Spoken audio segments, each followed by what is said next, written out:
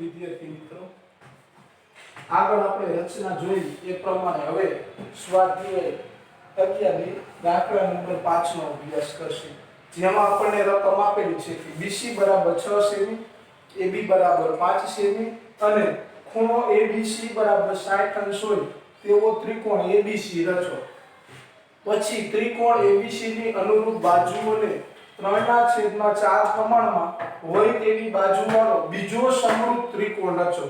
અહીં આગળ જે રચના જોઈ એમાં નામ આપેલા નહોતા પરંતુ આ રચનામાં આપણને દરેકના નામ આપેલા છે કે BC બરાબર 6 સેમી AB 5 અને ખૂણો ABC બરાબર 60 એટલે કે કયો ખૂણો પડે તો કે ખૂણો B બરાબર 60 અંશ એવો ત્રિકોણ ABC ની પહેલા આપણે શું કરવાની રચના કરવાની પછી શું કરવાનું તો કે ત્રિકોણ ABC ની અનુરૂપ બાજુઓ છે જેના 3/4 પ્રમાણમાં બાજુઓ વાળો બીજો સમરૂપ ત્રિકોણ બનાવવાનો। હવે આગળ આપણે શીખી ગયા કે બીજો જે ત્રિકોણ બનાવવો છે એનું નામ આપણે દર વખતે શું આપી તો કે PBQ દર વખતે આ જ નામ આપવું આપેલા ત્રિકોણનું નામ ABC આપવું અને બનતા ત્રિકોણનું નામ PBQ તો અહીં જે આપેલો ત્રિકોણ એનું નામ તો આપણને રકમમાં ABC આપેલું છે પણ બનતા ત્રિકોણનું નામ શું આવશે PBQ તો આપણને રકમ પરથી કૃત્ય લખી નાખવાનું આખે આખું કે BC બરાબર 6 સેમી AB બરાબર 5 સેમી અને ખૂણો ABC બરાબર 60 અંશ હોય તેવા ત્રિકોણ ABC ની અનુરૂપ બાજુઓને 3/4 પ્રમાણમાં હોય તેવી બાજુઓ વાળો બીજો સમરૂપ ત્રિકોણ જેનું નામ આપણે શું આપ્યું તો કે PBQ ની રચના કરવાની એટલે કે PBQ રચવો આ મારો બનતો ત્રિકોણ। હવે આગળ આપણે શીખી ગયા એ પ્રમાણે પહેલા જે આપેલો ત્રિકોણ છે એની રચના કરવાની થાય તો આપણે આગળ દોરીએ તો આપણે માપ જોઈએ તો BC બરાબર 6 સેમી AB બરાબર 5 સેમી પહેલા તો બાજુઓ જોવાની એમાંથી મોટી બાજુ કઈ તો કે 6 સેમી તો એનો મતલબ એવો કે જે 6 સેમી બાજુઓ વાળો BC છે જે આપણા ત્રિકોણનો શું થાય તો કે પાયો થાય તો આપણે હવે શું કરવાનું થાય તો કે સૌપ્રથમ પાયાની BC બરાબર 6 સેમી પાયાની રચના કરવાની થાય આગળ શીખી ગયા તો આપણે 6 સેમી નું માપનું ફૂટપટ્ટીમાં 6 સેમી લંબાઈનો આપણે BC દોરવાનો થાય તો આપણે શું કરશું તો કે 6 સેમી લંબાઈનો આપણે BC દોરવાનો થાય તો આપણે સૌપ્રથમ 6 સેમી માપનું આપણે શું દોરવાનો થાય તો કે BC દોરવાનો થાય તો આપણે 6 સેમી લંબાઈનો શું દોરશે BC તો આયા નામ આપી દે B અને આયા નામ શું આપી C એટલે બાજુનું માપ આપણું મળી ગયું આ 6 સેન્ટીમીટર એટલે 6 સેમી। હવે શું કરવાનું તો આગળ જોઈએ રકમમાં તો કે AB બરાબર 5 સેમી એટલે એનો મતલબ એવો કે અહીં AB 5 સેમી નું આપણે દોરવાનું થાય પરંતુ પહેલા આપણે ખાસ એ ધ્યાન રાખવાનું કે અહીંયા AB દોરી પરંતુ આ ખૂણા B ને મારે કેટલાનો કરવાનો 60 અંશનો આ ખાસ ધ્યાન રાખવું ડાયરેક્ટ 5 સેમી નું માપ લઈને ચાપ નથી મારવાની કેમ કે એ ખૂણો પાછો 60 નો પણ થવો જોઈએ તો આપણે સૌપ્રથમ શું કરશું તો કે આ જે ખૂણો આપેલો ખૂણો B એને 60 અંશનો દોરવાનો તો આગળ આપણે શીખી ગયા કે 60 અંશનો ખૂણો બનાવવો હોય તો કેવી રીતે બને તો કે અનુકૂળ ત્રિજ્યા લઈને ચાપ મારો એ ચાપ હંમેશા કેટલા અંશની બને તો કે 60 અંશની બને તો કે તમને યોગ્ય લાગે એટલું માપ લે એટલે કે અનુકૂળ ત્રિજ્યા લઈને તમારે B ઉપર પરિકર રાખી અને શું કરવાની થાય અનુકૂળ માપની તમારે ચાપ મારવાની થાય તો આપણે અનુકૂળ માપની શું મારશી આ ચાપ। હવે શું કરવાનું આ ચાપ જ્યાં છે ત્યાં પરિકરને દબાવવાનું નથી માપ એટલું જ રાખવાનું જ્યાં છે ને ત્યાંથી તમે પરિકર મૂકી અને જે ચાપ મારો એ હંમેશા કેટલા અંશનો બને ખૂણો તો કે 60 અંશનો ખૂણો બને તો જે આપણો ખૂણો બન્યો એ કેટલા અંશનો બન્યો 60 અંશનો એટલે એ ખૂણાને આપણે દોરી નાખીએ લંબાવી નાખીએ આ જ્યાં બંને ચાપ છે તેમાંથી શું કરવાનું તો કે ફૂટપટ્ટીની મદદથી શું દોર નાખવાની રેખા દોર નાખવાની આ આપણે દોર નાખવાની એનો મતલબ એવો કે આ ખૂણો આપણો કેટલા અંશનો બની ગયો 60 અંશનો એ BC 6 સેમી નો થઈ ગયો ખૂણો B 60 નો હવે AB આપણે જોવાનું તો AB કેટલો કીધો તો કે 5 સેન્ટીમીટર નો તો હવે શું કરવાનું તો કે પરિકરમાં આ ફૂટપટ્ટીથી 5 સેમી નું માપ લઈ લેવાનું પરિકરમાં ફૂટપટ્ટીથી તમારે કેટલા સેમી નું માપ લઈ લેવાનું 5 નું માપ લીધા બાદ B ઉપર પરિકર રાખી અને આપણે જે ચાપ મારી ઈ ચાપ જે લાગે કેટલા અંશની લાગે તો કે 5 અંશની। હવે શું કરશું તો કે જ્યાં ચાપ છે ને ત્યાંથી C ને શું કરશું જોડી દઈશું આગળ આપણે શીખી જ ગયા છે આ C ને શું કરવાનો થાય જોડી દેવાનો થાય તો અહીંથી આપણે આપણા આ C ને જોડી દીધો અને આયા નામ શું આપી દીધું હવે જે આપણું માપ હતું એ માપ પ્રમાણે બની ગયું BC 6 સેન્ટીમીટર નો આ ખૂણો B 60 નો અને આ AB આપણો હંમેશા કેટલા સેમી નો હશે તો કે 5 સેન્ટીમીટર નો કેટલા સેમી નો તો કે 5 સેમી AB નું માપ 5 સેમી BC નું માપ 6 સેમી અને ખૂણો B 60 નો જે આપેલો ત્રિકોણ હતો એ આપણે રચી લીધો કે જે આપણને રકમ આપેલો હતો BC 6 સેમી AB 5 સેમી અને ખૂણો ABC એટલે કે ખૂણો B 60 અંશનો હોય તેવો ત્રિકોણ ABC રચો એટલે આપણને જે રચવાનો કીધો હતો એ ત્રિકોણ આપણે શું કર્યો રચી લીધો હવે શું કરતા આપણે આગળ શીખી ગયા એ પ્રમાણે કે BC ના જે અર્ધતલમાં બિંદુ A છે તેનાથી વિરુદ્ધ અર્ધતલમાં BC ને લઘુકોણ થાય એવું આપણે શું કરતા સીધું ન દોરતા નકર 90 અંશના ખૂણે થઈ જાય એટલે કાટકોણ થાય પણ એને લઘુકોણ થાય એવું કિરણ દોરવાનું એટલે શું કરતા તો કે આમ ગમે એમ તમે રાખી શકો આમ પણ રાખી શકો પણ લઘુકોણ થવું જોઈએ એટલે કે 90 કરતા એનું માપ હંમેશા કેવું થવું જોઈએ નાનું થવું જોઈએ તો લઘુકોણ થાય એવું આપણે કોઈ પણ માપનો આમ રાખી શકો તમને યોગ્ય લાગે પણ લઘુકોણ થવું જોઈએ એવું શું દોરવાનું થાય તો કે કિરણ દોરવાનું થાય એવું કિરણ આપણે શું કરવાનું દોરવાનું અને એ કિરણનું નામ આપણે દર વખતે શું આપતા BX કિરણ બરાબર આટલું તો સામાન્ય દરેક રચનામાં આપણને મળે જે માપનો ત્રિકોણ આપેલો હોય એ માપનો ત્રિકોણ રચવાનો પછી BC ને લઘુકોણ થાય એવું કિરણ દોરવાનું હવે વળી પાછો આપણો આગળનો નિયમ યાદ કરવાનો હવે આ BX કિરણ ઉપર આપણે ચાપ મારવાની પણ કેટલી ચાપ મારવાની તો અગાઉ આપણે શીખી ગયા કે તમને જે ગુણોત્તર આપેલો હોય તો આપણને ગુણોત્તર આપેલો જો 3/4 આપણને જે ગુણોત્તર આપેલો હોય એમાં જે મોટો આંકડો હોય એટલી ચાપ મારવાની થાય તો અહીં તમે જોઈ શકો છો કે 3/4 તો આ બેમાં મોટો આંકડો કેટલો હોય તો કે 4 તો હવે આપણને ખબર પડી ગઈ કે BX કિરણ ઉપર આપણે કેટલી ચાપ મારવાની તો કે 4 ચાપ મારવાની થાય તો હવે શું કરશે આપણે તો કે અનુકૂળ ત્રિજ્યા લઈને આપણને જે યોગ્ય લાગે એટલી ત્રિજ્યા લઈને આપણે શું કરવાની 4 ચાપ રચવાની તો B થી આપણે શરૂઆત કરી આ એક ચાપ ત્યાં જ રાખીને આપણે શું કરવાની બીજી ચાપ મારવાની આ ત્રીજી ચાપ ત્યાં રાખીને આ ચોથી ચાપ જે અગાઉ આપણે શીખી ગયા આ 4 ચાપ આપણે મારી હવે આપણે નામ આપતા તો નામ કયું આપતા તો કે આ B નામ હોય તો પહેલી ચાપને શું કહી દેવાનું B1 બીજી ચાપને B2 ત્રીજી ચાપને B3 અને ચોથી ચાપને B4 શું કહ્યું તો કે આપેલા માપનો પહેલા ત્રિકોણ રચવાનો પછી લઘુકોણ થાય એવું કિરણ દોરવાનું પછી ચાપ મારવાની ચાપ કેટલી મારવાની તો કે તમને જે ગુણોત્તર આપેલો હોય એમાં જે મોટો આંકડો હોય એટલી ચાપ મારવાની તો આ મોટો આંકડો કેટલો હતો 4 તો 4 આપણે ચાપ મારી હવે વળી પાછો આપણો નિયમ નંબર 2 યાદ કરવાનો હવે શું કરતા નિયમ નંબર 2 માં ખાસ અગાઉ શીખી જ ગયા છીએ ફરીથી યાદ કરાવો તો કે હંમેશા છેદનો જે આંકડો હોય એટલા નંબરની ચાપને આ C સાથે શું કરવાનો થાય જોડવાનો થાય તો અગાઉ શીખી ગયા એ પ્રમાણે છેદમાં કેટલા છે તો કે 4 છેદથી નથી પેલી ચાપ મારવાની અને પેલા છેદને જ જોડવાનો આવું મેં અગાઉ તમને કીધેલું છે તો આયા જોઈ શકીએ કે છેદ કેટલા છે તો કે 4 તો 4 નંબરની ચાપને પહેલા શું કરવાનું C સાથે શું કરવાનું જોડવાનું તો આપણે 4 નંબરની ચાપને આપણે C સાથે શું કરશું જોડી દઈશું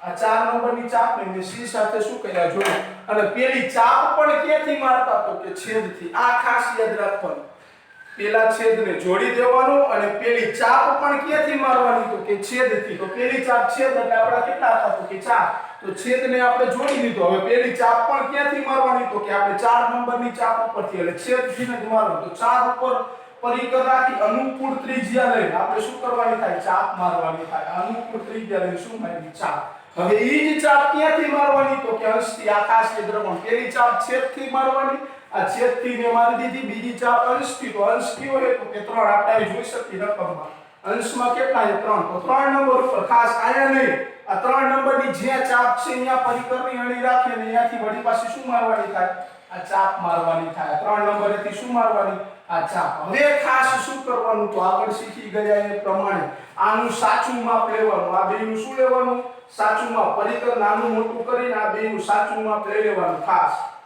આ મે જોઈ શકો તમે આ બેનું સાચું માપ લીધું નહીંતર શું થાય છે સમાંતર રેખા આવશે નહીં આ બેનું સાચું માપ લીધા પછી આપણે જે આ અંશથી મારેલી ચાપ છે ત્યાંથી વળી પાછી શું મારશી આપણે ચાપ મારશી આ બંને ચાપ એકબીજાને શું કરે છેદ બંને ચાપ એકબીજાને શું કરે છેદ ત્યાંથી આપણે ફૂટપટ્ટીની મદદથી શું કરવાનું જોડી દેવાનું કેને તો કે 3 નંબરની આ 3 નંબરની જે ચાપ હતી ત્યાંથી આપણે આ બેને શું કરશું જોડી દઈશું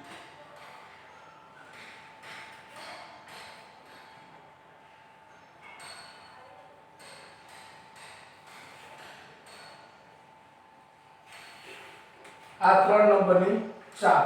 આ બંને ચાપ જ્યાં છેદે અહીંયાથી જ પસાર થવું જોઈએ. અહીંયા આપણે શું કરશું? આને જોડી દઈશું. હવે આને આ વસ્તુ આપણે ક્યાં કરવાની થાય? ઉપર. આને આ જ વસ્તુ, આને આ રેખા હંમેશા કેવી આવે? સમાંતર જ આવે. વળી પાછું યાદ કરો, પેલા આપેલા માપનો ત્રિકોણ દોરવાનો, BC ને લઘુકોણ થાય એવું કિરણ દોરવાનું. ઈ કિરણ ઉપર ચાપ કેટલી મારવાની? તો કે તમને જે ગુણોત્તર આપેલો હોય એમાં મોટો આંકડો હોય એટલી ચાપ મારવાની. ત્યારબાદનો નિયમ, છેદને પેલા હંમેશા શું કરવાનું? અસી સાથે જોડી દેવાનું. તો છેદ આપણો 4 હતો, તો 4 નંબરની ચાપને અસી સાથે શું કર્યા? જોડી દીધા. પેલી ચાપ પણ ક્યાંથી મારવાની? તો કે છેદથી. તો પેલી ચાપ પણ મેં આ છેદ એટલે કે 4 નંબરેથી મારી. ઈ જ માપની ચાપ ક્યાંથી મારવાની? તો કે અંશ. તો અંશ આપણો કયો હતો? તો કે 3. એટલે કે ત્રીજા નંબરની ચાપથી શું મારવાની? ચાપ મારવાની. પછી શું કરવાનું? તો કે આ બેનું ફરજિયાત સાચું માપ લઈ પછી ચાપ મારવાની. બંને ચાપ એકબીજાને છેદ એમાંથી તમે રેખા દોરો એટલે હંમેશા આ રેખાને ઉપરની રેખા કેવી થાય? સમાંતર થાય. હવે આને આ વસ્તુ આપણે ક્યાં કરવાની? તો કે ઉપર કરવાની. તો પેલી ચાપ ક્યાંથી મારતા આપણે? તો કે છેદથી. તો છેદ આપણો કયો હતો? તો કે 4 નંબર.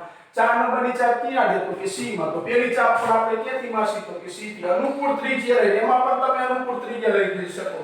આ 3 નંબરની ચાપ, આ 4 નંબરની ચાપ થી, C થી. હવે ઈના એ વસ્તુ ઈ જ ચાપ ક્યાંથી મારવાની? તો કે અંશથી. અંશ એટલે 3 નંબરની ચાપ. તો 3 નંબરની ચાપ ઉપર ક્યાં છેદે? તો કે અહીંયા પરિકરની અણી રાખીને શું મારવાની થાય?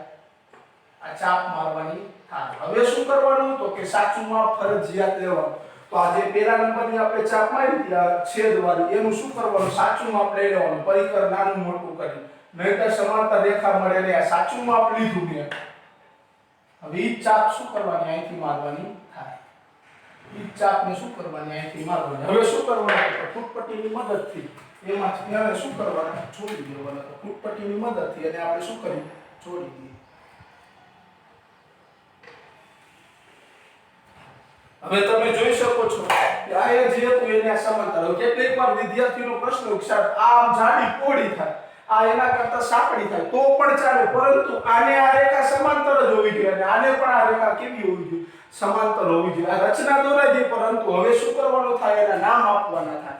તો આપેલો ત્રિકોણ ABC બની ગયો. હવે બનતા ત્રિકોણનું નામ શું આપવાનું હતું? તો કે PBQ. તો અહીંયા શું આવશે? P. અહીં શું નામ આવશે? B. અને અહીંયા નામ શું આવશે? Q. અને અગાઉ શીખી ગયા કે જો છેદ મોટો હોય તો આપેલો ત્રિકોણ હંમેશા કેવો થાય? મોટો થાય. અને બનતો ત્રિકોણ હંમેશા નાનો થાય. અહીં છેદ મોટો હોય તો જોઈ શકો તમે ABC ત્રિકોણ મોટો થયો અને બનતો ત્રિકોણ એના કરતા કેવો થયો? નાનો થયો. એટલે કે એની અંદરની બાજુ આવે. જો છેદ નાનો હોય તો આપેલો ત્રિકોણ કેવો થાય? નાનો. અને બનતો ત્રિકોણ કેવો થાય? મોટો. જે આપણે અગાઉના ભાગમાં શીખી ગયા. આપણે આ રચના દોરવાના નિયમ વળી પાછું ફરીથી યાદ કરાવો. પેલા જે માપનો હોય કોઈ માપનો ત્રિકોણ દોરવાનો, પછી એને લઘુકોણ થાય એવું કિરણ દોરવાનું. ઈ કિરણ ઉપર ચાપ કેટલી મારવાની? તો કે આપણને જે ગુણોત્તર આપેલો ઈ ગુણોત્તરમાં જે મોટો આંકડો હોય એટલી ચાપ મારવાની. નિયમ નંબર 2, પેલા શું કરવાનું? તો કે છેદને શું કરવાનો? જોડી દેવાનો. અને પેલી ચાપ પણ ક્યાંથી મારવાની? છેદથી. બીજી ચાપ અંશથી મારવાની. પછી સાચું માપ લઈ લેવાનું અને સાચું માપ લીધા પછી શું કરવાનું? બંને ચાપ જ્યાં છે ત્યાંથી તમે રેખા દોરો એટલે બંને કેવી મળે? સમાંતર મળે. એના એ જ વસ્તુ ક્યાં કરવાની? ઉપર. પેલી ચાપ છેદથી જ મારવાની, બીજી ચાપ અંશથી, વળી પાછું સાચું માપ લઈ ચાપ મારો, એમાંથી જે તમે રેખા દોરો અને શું મળે? સમાંતર મળે. બરાબર. હવે આપણે એના મુદ્દાની ચર્ચા કરી. તો મુદ્દામાં આપણે શીખી ગયા.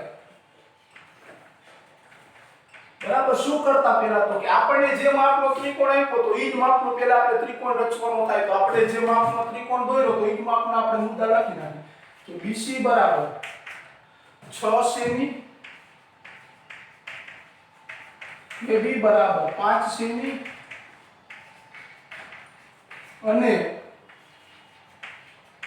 ખૂણો ABC બરાબર 60 અંશ થાય તેવો ત્રિકોણ ABC ની અથવા ABC રચો.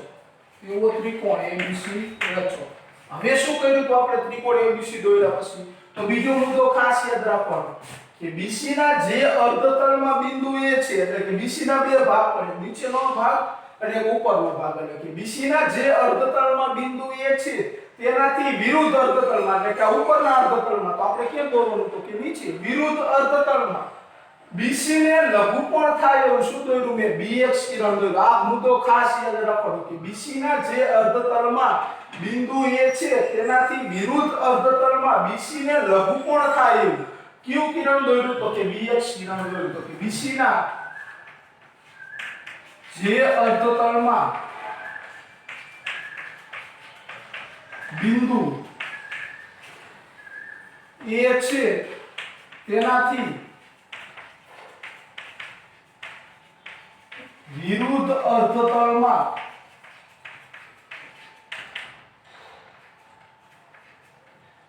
BC ને લઘુકોણ થાય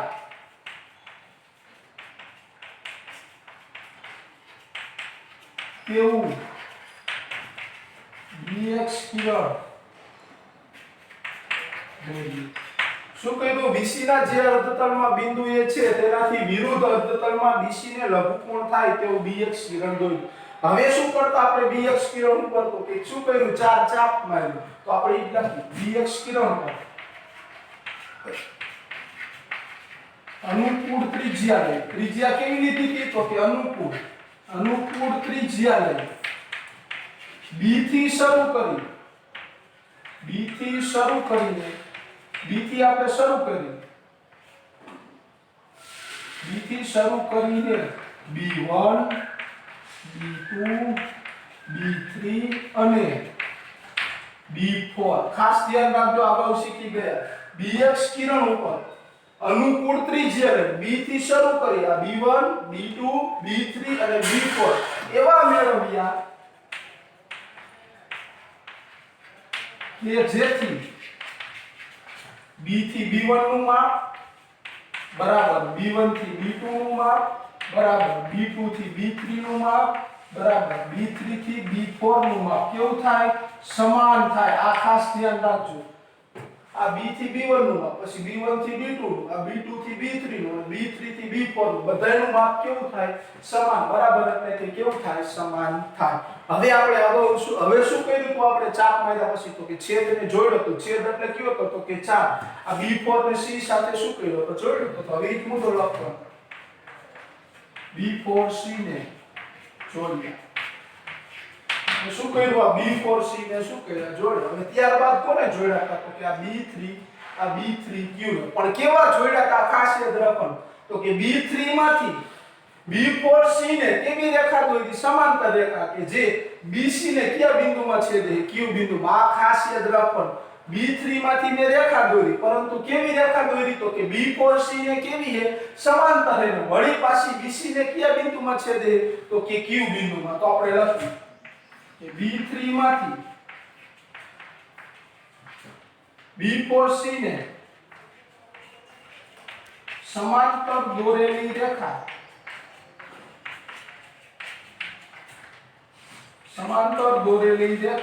BC ને Q બિંદુમાં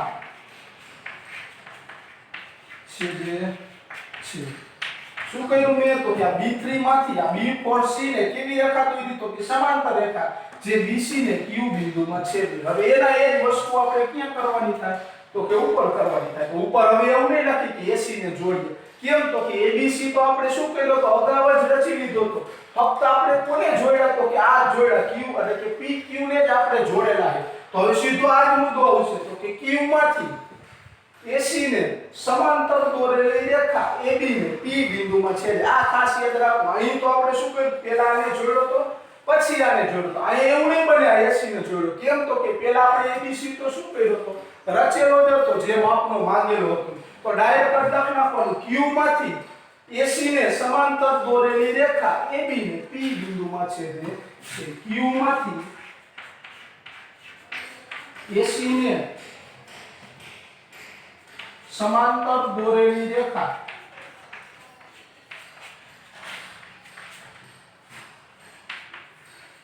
Q માંથી AC ને સમાંતર દોરેલી રેખા AB ને P બિંદુમાં છેદે